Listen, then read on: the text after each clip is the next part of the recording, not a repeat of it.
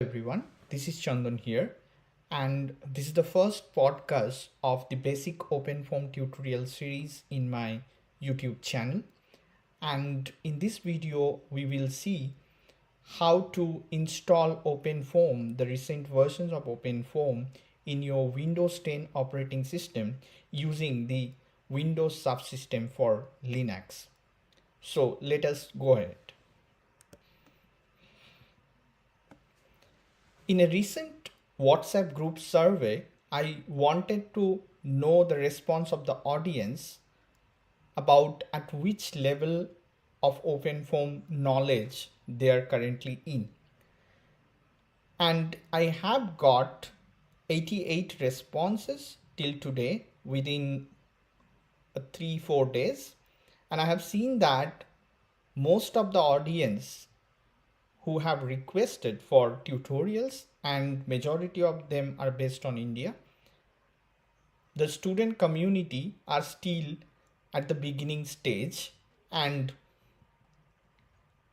almost 50% of them wanted to get a very easy tutorial on OpenFOAM installation. That motivated me to do this quick tutorial on OpenFOAM installation, and I will do 3 successive videos in the installation series. So this first video will be on Windows subsystem Linux for those who are using Windows 10 operating system, and the second one will be based on the Ubuntu operating system, and the third one will be to show how do we install OpenFOAM in a HPC system or a high performance computing cluster.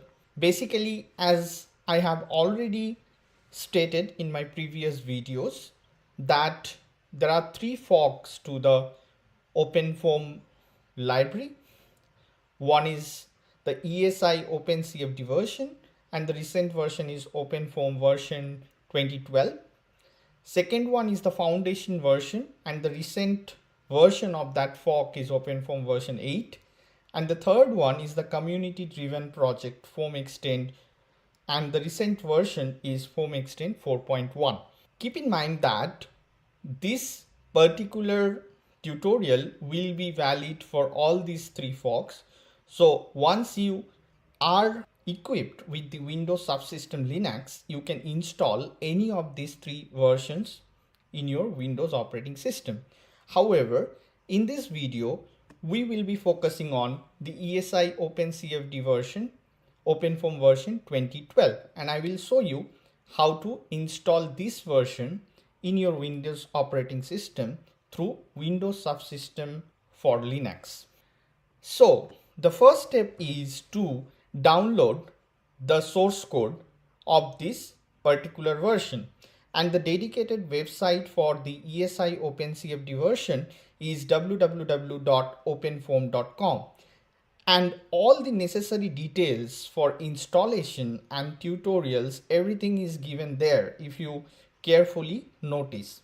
So let us go to this particular website first, and we can see that there is a tab called download, within which there is a tab called Windows 10 native.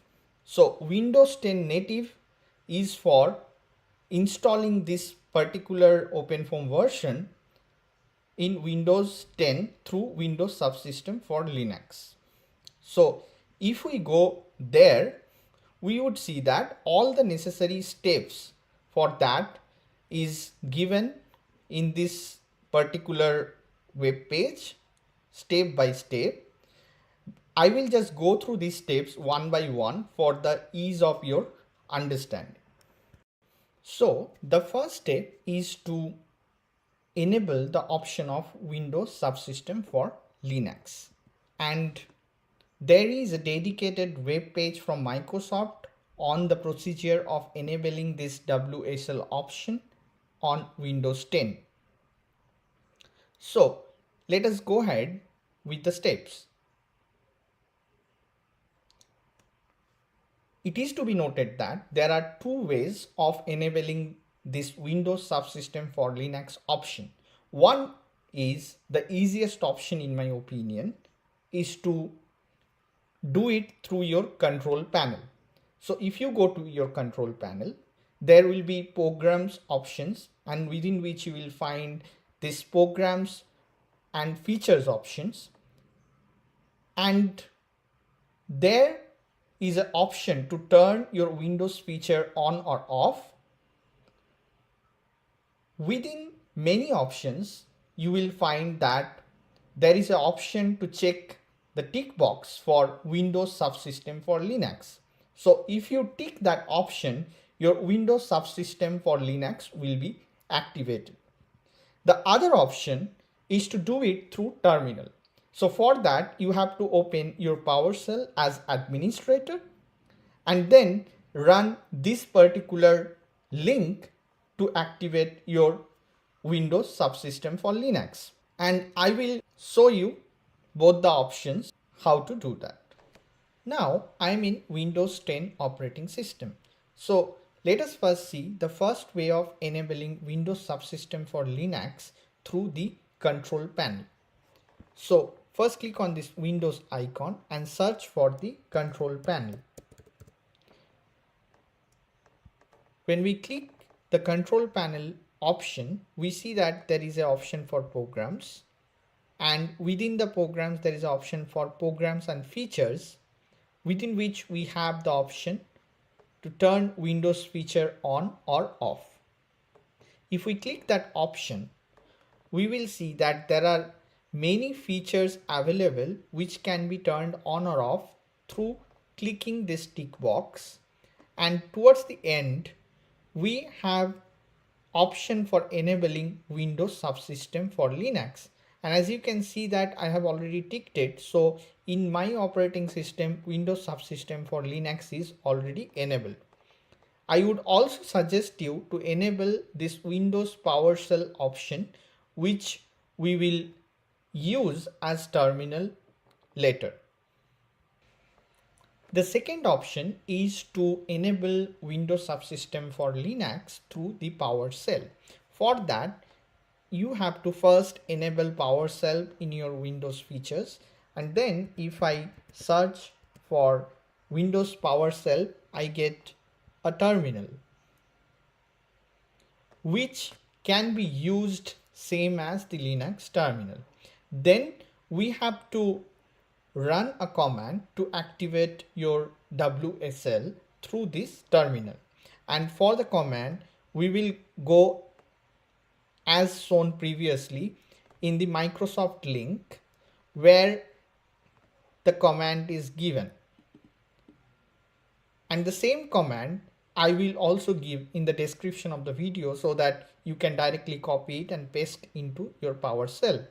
And we can just copy this command directly in the clipboard and just go and paste in the PowerShell like this.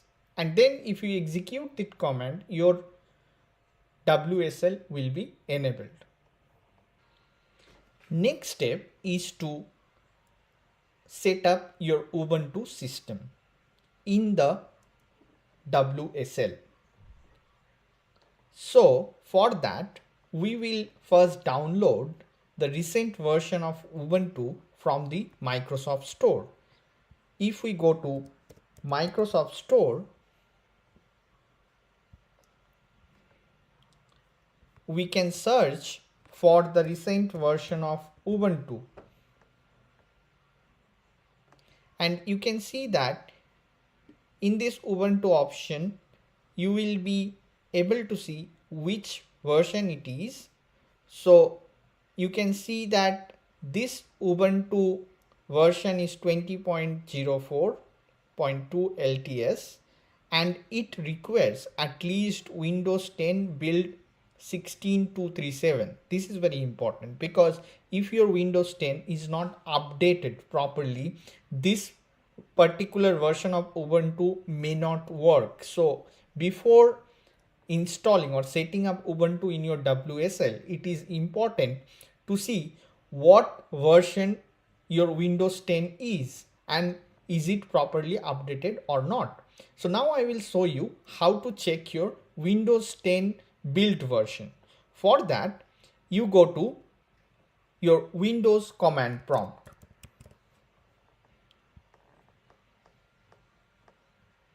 And in the Windows command prompt, you type the command ver or version. Then if you put enter, it will show you the Windows version. So for me, currently it is showing it is version 10 and its build version is 18363, which is greater than the required version of 16237. So I can actually install this Ubuntu 20.04.2 LTS in my computer. And if you go up, you will see a option get here if you are not already installed. So you have to click on the get, and then the option of installing will come up and you have to install accordingly.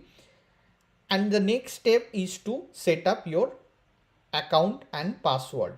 But since I have already installed this version in my laptop, it is showing the product is installed.